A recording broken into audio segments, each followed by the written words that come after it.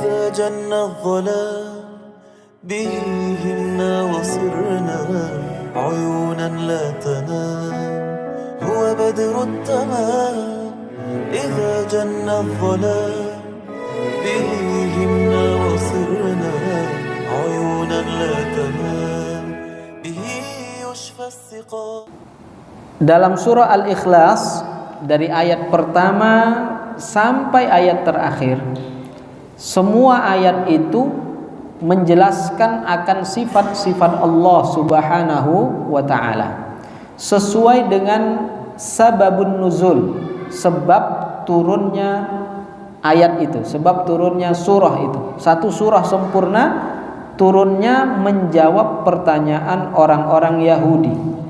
Dalam hadis riwayat Imam Al-Bukhari, Rasulullah sallallahu alaihi wasallam pernah didatangi oleh sekelompok orang-orang Yahudi.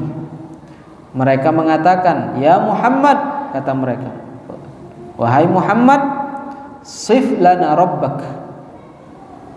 Beritahu kami sifat-sifat Tuhanmu. Apa itu sifat-sifat Tuhan? Tuhanmu itu seperti apa?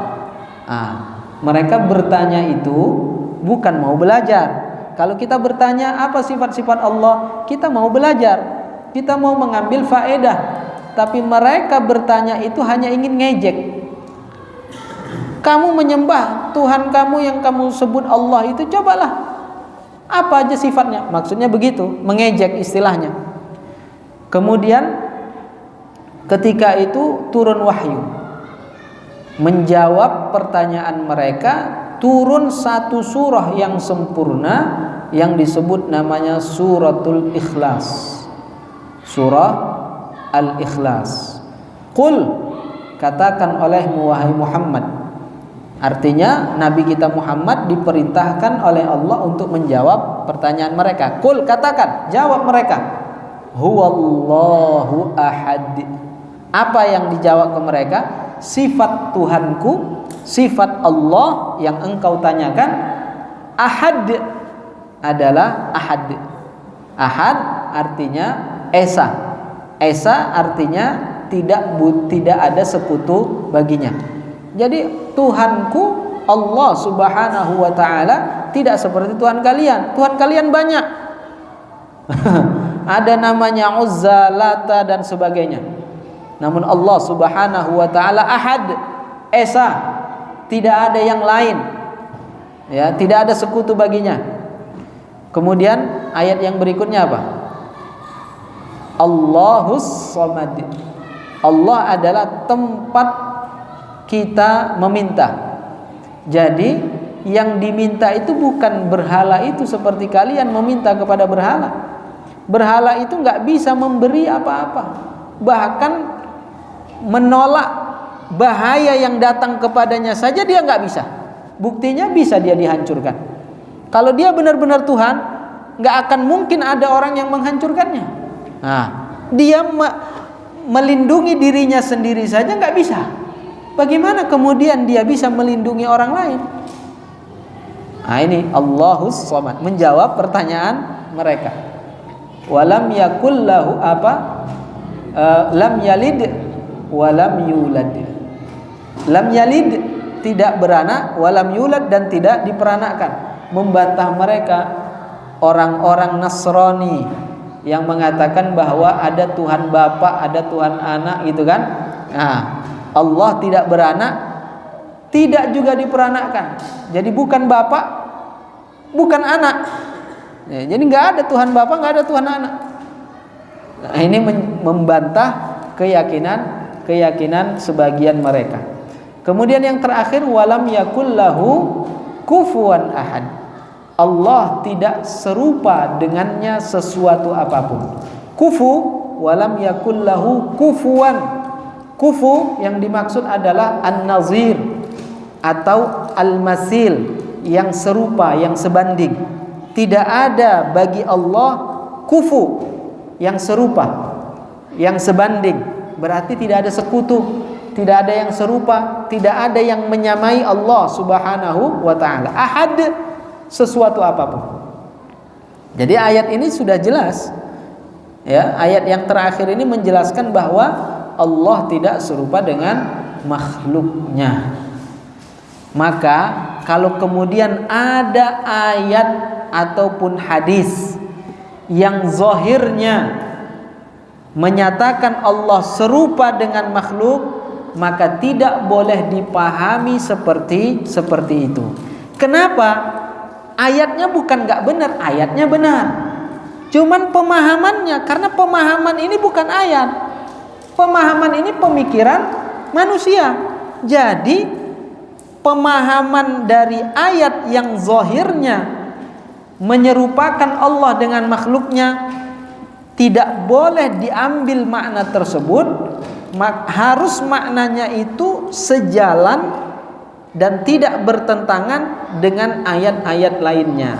Seperti ayat ini, walam yakul lahu kufuwan ahad. Allah tidak serupa, kan begitu kan? Tidak serupa dengan makhluknya. Kalau ada kemudian ayat yang zahirnya mengatakan Allah serupa dengan makhluknya, oh berarti pemahamannya enggak begitu. Kalau diambil pemahamannya seperti itu juga, berarti kan enggak sejalan dengan ini. Seperti contohnya ayat yang sering dibicarakan oleh orang-orang adalah dalam surah Thaha, Ar-Rahmanu 'alal 'arsy istawa. Ini ayatnya benar, ayatnya enggak salah. Cuman sebagian mereka memahami apa? Mereka memahami pemahamannya dari ayat tersebut, Allah duduk di atas arsy, Allah bersemayam di atas arsy. Ini pemahaman, bukan ayat. Jadi dibedakan. Ayatnya apa? Ar-Rahmanu 'alal 'arsy istawa. Itu ayat, kita imani apa adanya. Tapi pemahaman yang mengatakan Allah duduk di atas arsy atau bersemayam di atas arsy, ini bukan ayat. Kita enggak wajib mengimani itu. Yang kita imani ayatnya. Dan terus kalau kita bahas pemahaman yang mengatakan Allah duduk di atas arsy, ini sejalan dengan ayat yang lain atau tidak sejalan? Sesuatu yang duduk atau kata duduk itu adalah sifat makhluk. Karena sesuatu yang duduk pasti memiliki bentuk. Duduk itu adalah benda yang memiliki bentuk, ada bagian atas dan ada bagian bawah. Makanya kita bisa disebut duduk. Binatang pun bisa disebut duduk. Tetapi pohon gak bisa disebut duduk. Kenapa pohon gak bisa disebut duduk? Karena dia cuma satu bagian.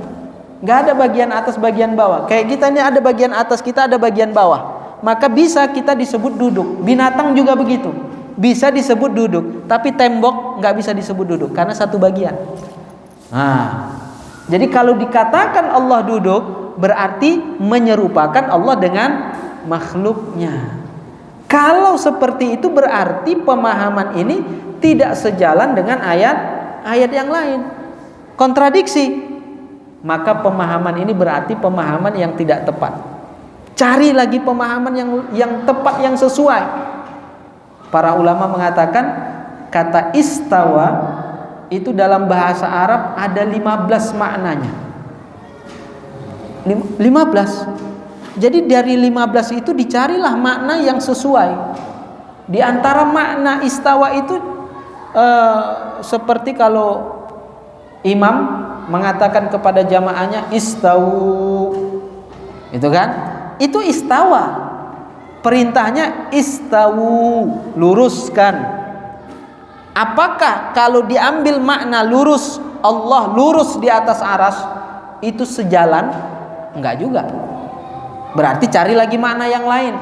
Di antara makna istawa itu matang, seperti istawat ta'am, makanan sudah matang, siap saji. Ini sejalan enggak? Enggak juga.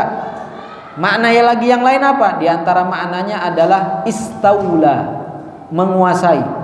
Kalau dikatakan Allah menguasai arsy, sejalan enggak?